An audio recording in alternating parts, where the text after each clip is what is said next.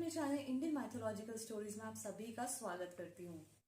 आज मैं आपको विष्णु पुराण के दूसरे अंश का पहला अध्याय सुनाने जा रही हूँ। इस अध्याय में प्रियव्रत के वंश का वर्णन दिया गया है। श्री मैत्री जी बोले, हे भगवान, हे गुरु, मैंने जगत की सृष्टि के विषय में आपसे जो कुछ पूछा था वह सब आपने मुझसे भली प्रकार कह दिया। हे मुनि श्रेष्ठ, जगत की सृष्टि संबंधी आपने जो यह प्रथम अंश कहा है उसकी एक बात और मैं सुनना चाहता हूँ। स्वयंभू मनु के जो प्रियव्रत और उत्तानपाद दो पुत्र थे, उनमें से उत्तानपाद के पुत्र ध्रुव के विषय में तो आपने कहा, किंतु हे द्विज, आपने प्रियव्रत की संतान के विषय में कुछ भी नहीं कहा। अतः मैं उसका वर्णन सुनना चाहता हूँ, सो आप प्रसन्नता पूर्वक कहिए। श्री पराशर जी बोले, प्रियव्रत ने कर्दम जी की पुत्री से विवाह किया। उससे उनके सम्राट और कुक्षी नाम की 2 कन्याएं तथा 10 पुत्र हुए। प्रियव्रत के पुत्र बड़े बुद्धिमान, बलवान, विनय संपन्न और अपने माता पिता के अत्यंत प्रिय कहे जाते हैं।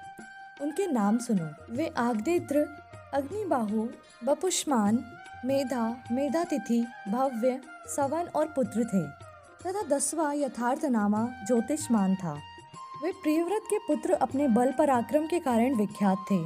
उनमें महाभाग, मेधा, अग्निबाहु और पुत्र ये 3 योग परायण तथा अपने पूर्व जन्म का वृतांत जानने वाले थे।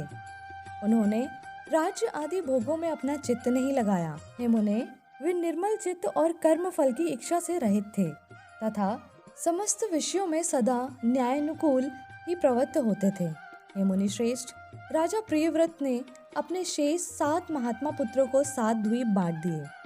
हे महाभाग, पिता प्रियव्रत ने आग्नेत्र को जम्बू द्वीप और मेधातिथि को प्लक्ष नामक दूसरा द्वीप दिया।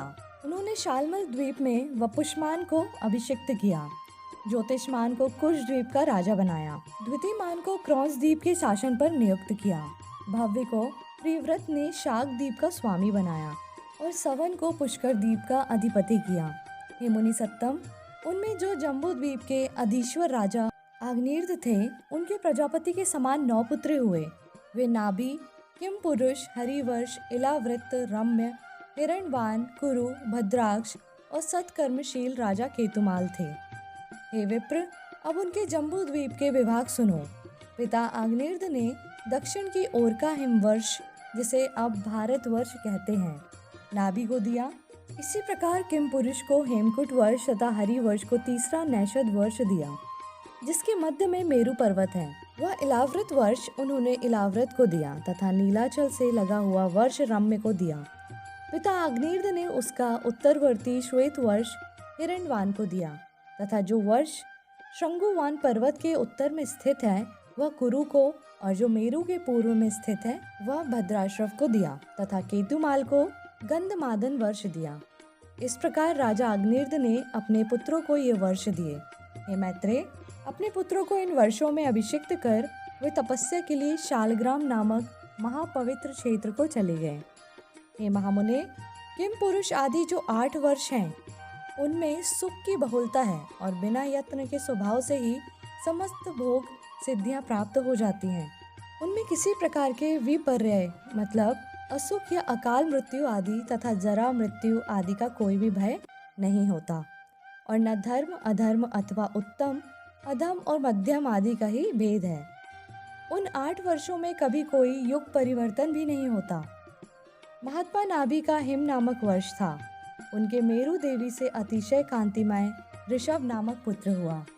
ऋषभ जी के भरत का जन्म हुआ, जो उनके 100 पुत्रों में सबसे बड़े थे। महाभाग, पृथ्वीपति ऋषभ देव जी धर्मपूर्वक राज्य शासन तथा विविध यज्ञों का अनुष्ठान करने के अनंतर अपने वीर पुत्र भरत को राज्य अधिकार सौंपकर तपस्या के लिए पुलह आश्रम को चले गए। महाराज ऋषभ ने वहां भी वानप्रस्थ आश्रम की विधि से रहते हुए निश्चय पूर्वक तपस्या की तथा नियम अनुकूल यज्ञ अनुष्ठान किए। वे तपस्या के कारण सुख कर अत्यंत कृश हो गए और उनके शरीर की शिराएं दिखाई देने लगीं।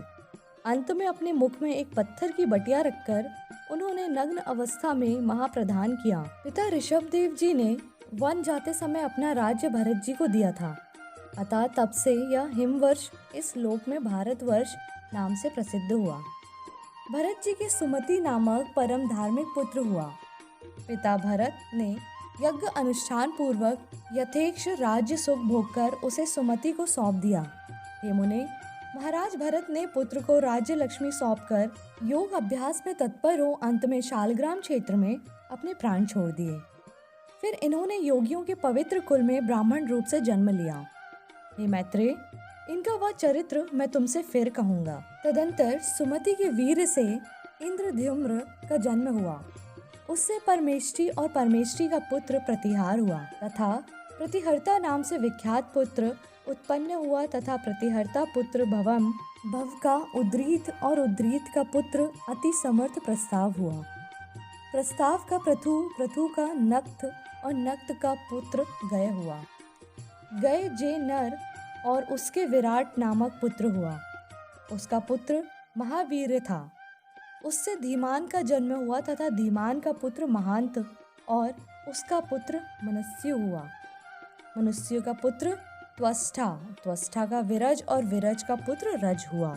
हे मुने, रज के पुत्र सज्जित से 100 पुत्र उत्पन्न हुए। उनमें विप्र ज्योति प्रधान था। उन 100 पुत्रों के यहाँ की प्रजा बहुत बढ़ गई। तब उन्होंने इस भारतवर्ष को 9 विभागों से विभूषित किया।